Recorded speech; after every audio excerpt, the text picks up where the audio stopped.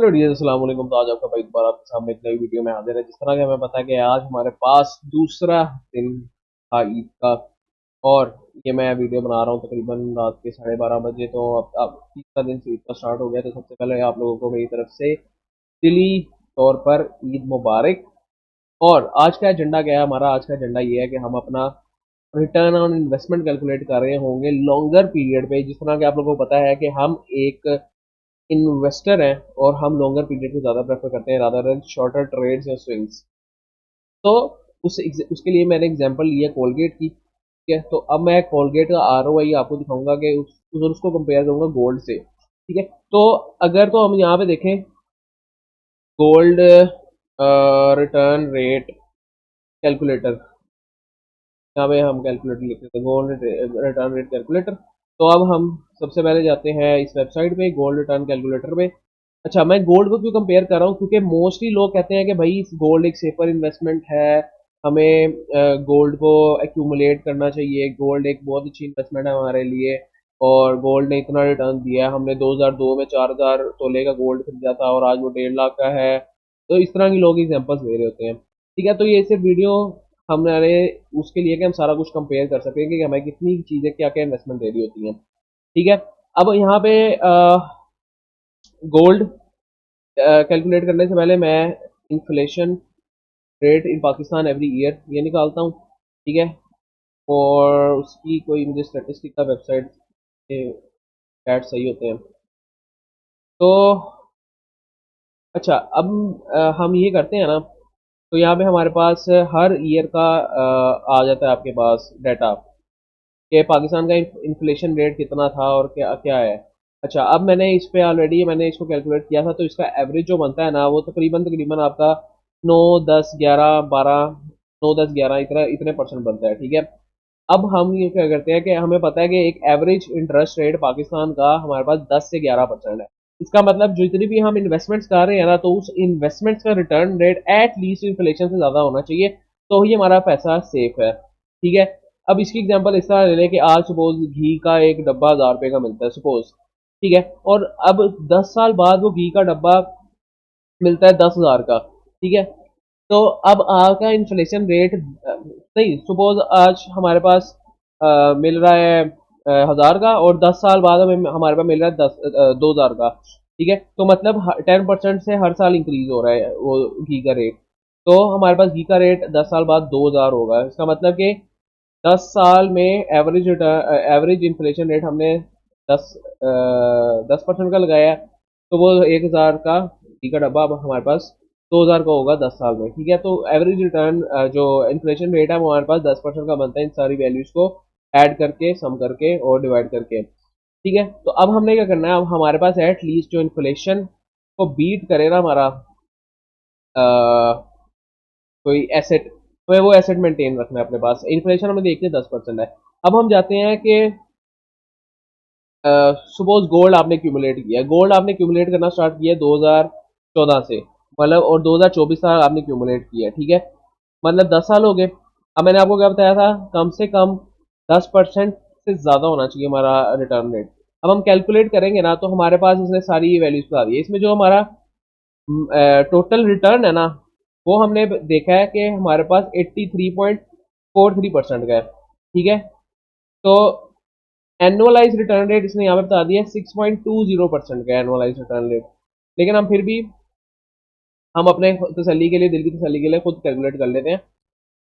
इसको हम डिवाइड करेंगे 10 साल से, तो हमारे पास रिटर्न रेट बनता है 8.3%। ठीक है, 8.3% हमारे पास रिटर्न रेट बनता है। ये हमें 6.20% कह रहा है, लेकिन कोई बात नहीं, हम मान लेते हैं 8.3% रिटर्न रेट बनता है। ठीक है, अब कैलकुलेशन के मुताबिक हम देखें कि हमारे पास, अब हम सपोज करें कि हमारे पास जो था 1000 रुपये का 2014 में हम लेते थे सपोज 1000 रुपये का एक कोई अपना ग्रोसरी का सामान लेते थे। ठीक है, तो अब आज हम लेते हैं वही सामान 10,000 रुपये का। ठीक है, और आज हमारे पास 2024 है। ठीक है, और हमने तब इन्वेस्ट किया था गोल्ड में। ठीक है, और वो हमने इन्वेस्ट किया था, सपोज हमने 1000 रुपये इन्वेस्ट कर दिया था। ठीक है, तो आज वो 1000 की कीमत हुई होगी हमारे पास, अगर हम ये रिटर्न रेट लगाएं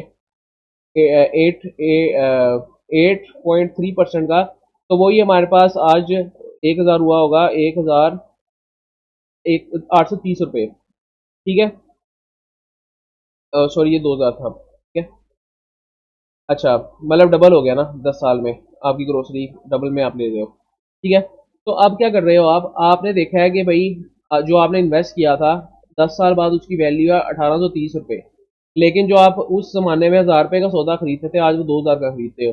इसका मतलब जो आपका एसेट है वो उसकी वैल्यू इतनी तो पहुंची नहीं है। ठीक है, आपने वही 1,000 रुपया आपने ग्रोसरी में भी लगाया, वही 1,000 रुपया गोल्ड में भी लगाया, लेकिन आपका एसेट इस काबिल ही नहीं है कि वो उस 2,000 को बीट कर सके। ठीक है, अब हमें कोई ऐसा एसेट चाहिए जो 2,000 से ज़्यादा हमें रिटर्न दे, ताकि हमारे पास अगले 10 साल में अगर हम देखें तो हमें पता लगे कि हमारा एसेट ग्रो हो रहा है। ठीक है, तो 8.34% is not sufficient for us, क्योंकि इन्फ्लेशन हमारी 10% से एनुअली इंक्रीज हो रही है। कि ये मैं समझाना चाह रहा था।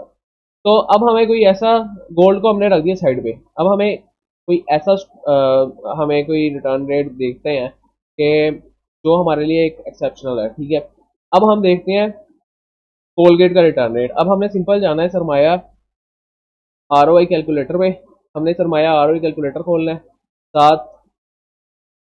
ठीक है, और यहाँ पे हमारे पास ऐसा इंटरफेस आ जाएगा। ठीक है, अब हमने एन ए टी एफ की नहीं हम कर रहे हैं, हम कोलगेट का कर रहे हैं, तो कोलगेट लिखेंगे।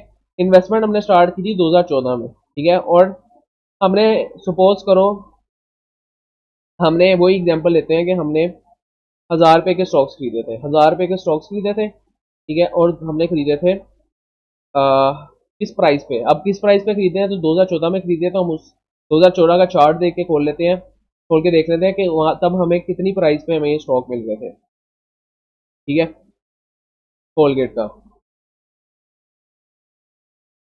अच्छा, तो हम यहाँ पे देखते हैं, लोड होने देते हैं। ये वेबसाइट पता नहीं क्यों स्लो हो जाती है, इनकी होस्टिंग का शायद मसला है, यहाँ पे लोड बहुत ज़्यादा है इन पे। अच्छा, हमने वही 1,000 रुपये इन्वेस्ट करना है। ठीक है, तो हम यहाँ पे खोल लेते हैं, हम कहते हैं कोलगेट हमने देखना है, हमने कोलगेट का हम 3 मंथ्स का चार्ट खोल लेते हैं, हमारे लिए आसानी हो जाएगी। अच्छा, 3 मंथ्स के चार्ट पे हमने देखना है कि 2014 में कोलगेट की क्या प्राइस थी। अगर 2014 में देखें तो यहाँ से 2015 स्टार्ट हो रहा है, ये 2014 की कैंडल है, और ये हाईएस्ट कैंडल जा रही है 492 रुपीज़। ठीक है, तो हम कह लेते हैं कि हमने 492 के नहीं, हमने 500 का खरीदा स्टॉक। ठीक है, और कितने स्टॉक खरीदे, हमने 1,000 रुपया चूंकि इन्वेस्ट किया था, 500 का खरीदा, तो 2 स्टॉक खरीदे होंगे, 1,000 डिवाइडेड बाई 500, मतलब 2 स्टॉक खरीदे होंगे। ठीक है, नंबर ऑफ शेयर्स हमने 2 शेयर्स खरीदे थे। अब हम इन अब देखने लगे हैं कि वो हमने जो कैलकुलेट किया था कि ये वैल्यू 2,000 से ज़्यादा बनती है कि नहीं, क्योंकि तब हम सपोज 1,000 का सौदा खरीदते थे, आज महंगाई, आज 10 साल बाद महंगाई दुगनी हो गई है, तो क्या हमारे 1,000 की वैल्यू भी दुगनी हुई है कि नहीं, हम वो देखते हैं।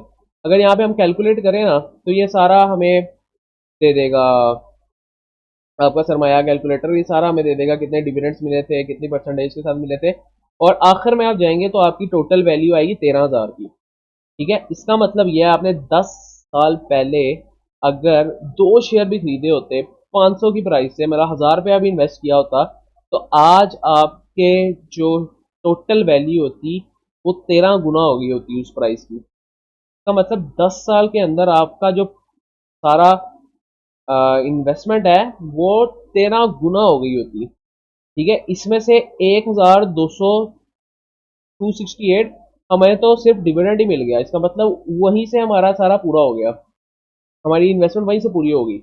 उस पे हमें बोनस शेयर 8 बोनस शेयर मिले। ठीक है, उस 2 शेयर पे 8 बोनस शेयर में मिले, हमारे पास टोटल शेयर 10 हो गए। ठीक है, और आज शेयर की प्राइस है 1195, तो आज टोटल वैल्यू हमारे पास 13,375 रुपये बनती है। ठीक है, और गोल्ड में हमारे पास 1,880 या 90 बन रही थी। ठीक है, और सी ए जी आर हमारा एवरेज जो हमारा रिटर्न रेट या ग्रोथ रेट निकल रहा है वो हमारे पास निकल रहा है 30% पर ईयर के हिसाब से, जहां हमें गोल्ड दे रहा था 8% का, इन्फ्लेशन के आसपास भी नहीं था गोल्ड, वहां हमें एक स्टॉक अच्छी तरह हमने चुना है, वो हमें दिया है उसने 30% पर ईयर। ठीक है, अब इस पे हम 72 रूल अब अगर अप्लाई करें ना, 72 rule of thumb, 72 divided by return rate 30, तो आपके पैसे कितनी देर में दुगने हो गए? आपके पैसे 2.5 साल में दुगने हो गए आपके। ठीक है, मतलब आपने 1 लाख इन्वेस्ट किया था, 2.5 साल में 2 गुना हो गया होता।